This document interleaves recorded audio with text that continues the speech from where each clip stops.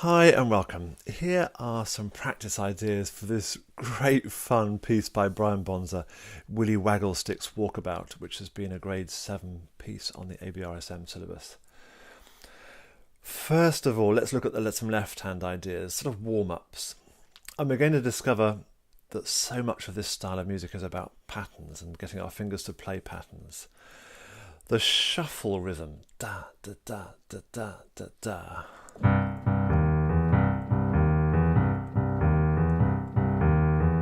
We're going to hear a lot of that, and I would take that all the way through a blues sequence as a warm-up for the left hand. And right-hand ideas, we might want to start to practice some blues scale type of things. For example, when you play this, a good warm-up for that could be, here's a C chord, here's an F chord,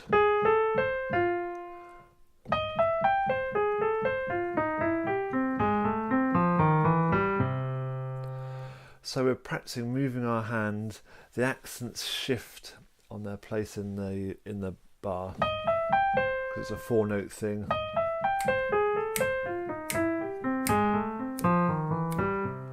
It's getting you into that feel. I would then practice,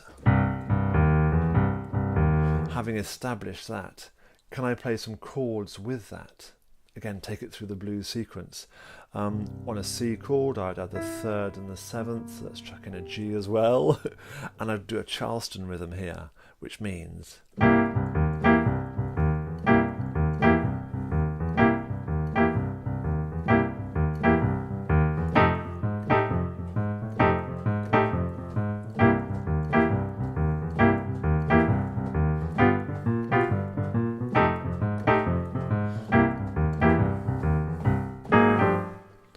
I then invert the Charleston rhythm. So instead of, I would do,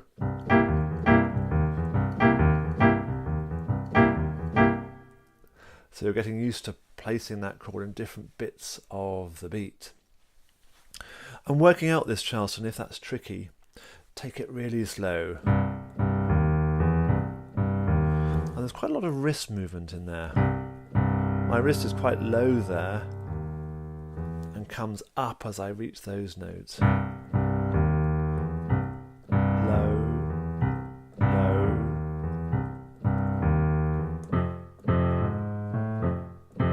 I'm exaggerating it so you can see, but very relaxed wrist to play that well.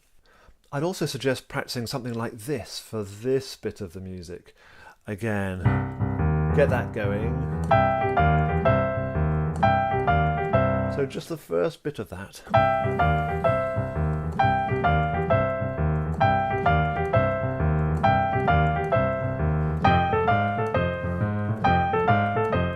Again, taking that through the blues sequence. And for the G chord, something like that. You could do, make it up a bit. And I'd encourage you to make things up as well. Make up some patterns. So there's a sort of handful of warm-up ideas to get going. Now let me go right through the piece and we'll encounter a few other things as we go. And I'm going to go nice and slowly for now.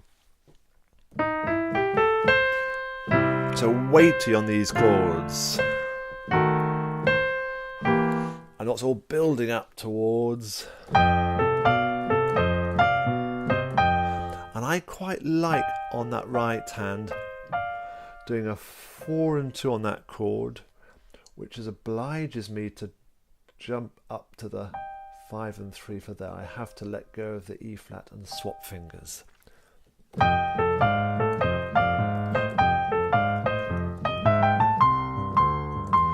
I like that finger swap on the right hand there.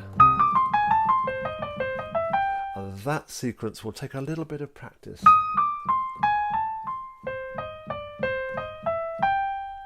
Don't be afraid to take it slowly. There's lots of octave leaps out there as well.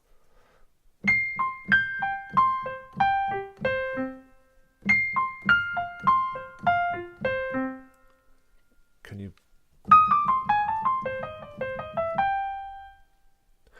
Let's carry on. Now that chord, the F, is, yes, optional. If you can't stretch it, don't pop it in. I just about can, so I'm going to pop it in. Oops. Straight to the second time bar. And link up. And then separate. And I like that swap of finger on the C there. Let's move on. Two things here. Left hand, just as I've just said. Link, separate. And the right hand, definitely, those fingers work really well, I think.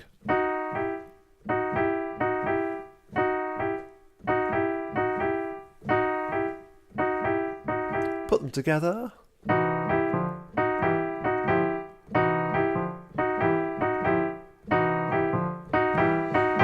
Growing all the time. Careful to put that on the offbeat. You'll notice in my original recording I didn't do that. I'm building up all the time, nice and loud now.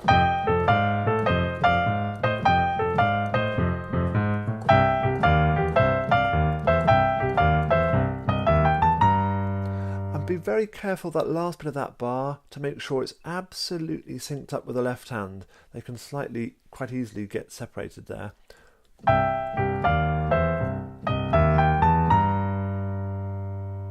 I'll drill that a little bit.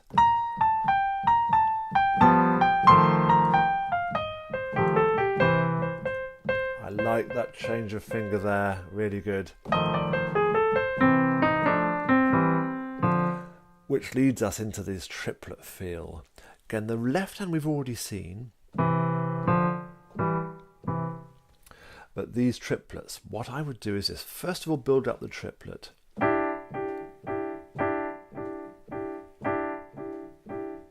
Then I'd get the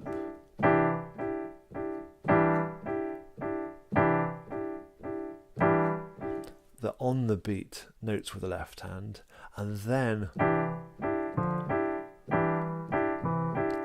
notice how this one is in the gap.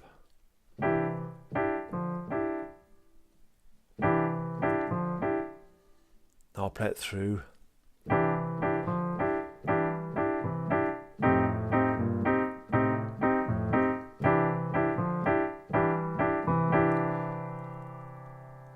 And then we've got this lovely keep hold of the C at the bottom, and I'm very relaxed. I'm not thinking exact wobbles.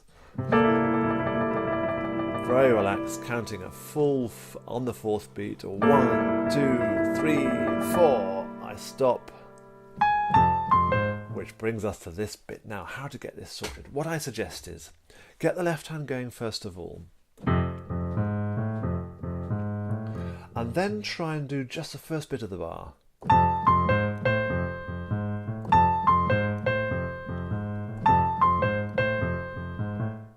Then move that idea then add the second C.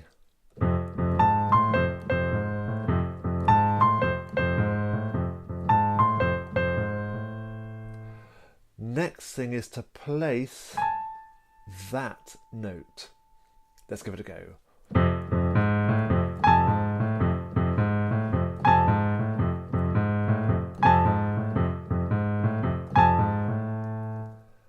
And if you've got all of those ideas sorted, then I think we can start to play these bars. They are very tricky.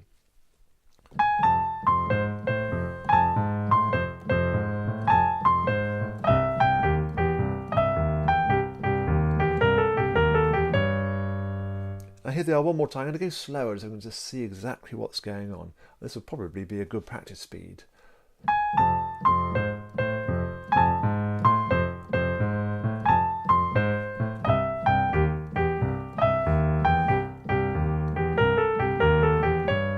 Let's carry on. Nice and weighty on these left-hand chords. I like that swap to the second finger, which obliges us to jump. And this chord here, There's some correspondence down below. Do read it. When I first played this piece, I was convinced this must have meant to be that chord, a C7 with a B flat. I wasn't the only one. To cut a long story short, I wasn't the only one, and somebody at the ABRSM wrote to Brian BONSOR, "Is this right, Mr. BONSOR?" And his reply was, "Yep, I want it to be a nice bright B natural C major 7 chord." So when you get to bar 33, that's what you need to play. And very relaxed, wobbling away. And I'm wobbling everything, including the C at the bottom. 3, 4, 1, 2, 3, 4, and then a short C7 chord to finish off.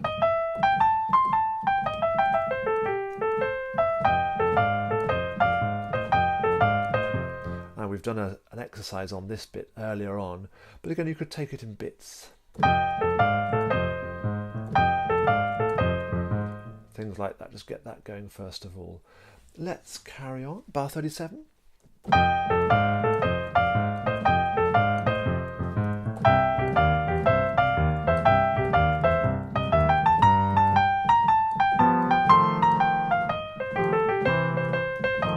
Again, we're changing the finger on that C.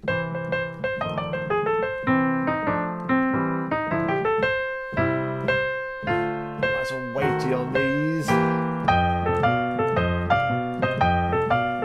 Whoops. Swap the finger.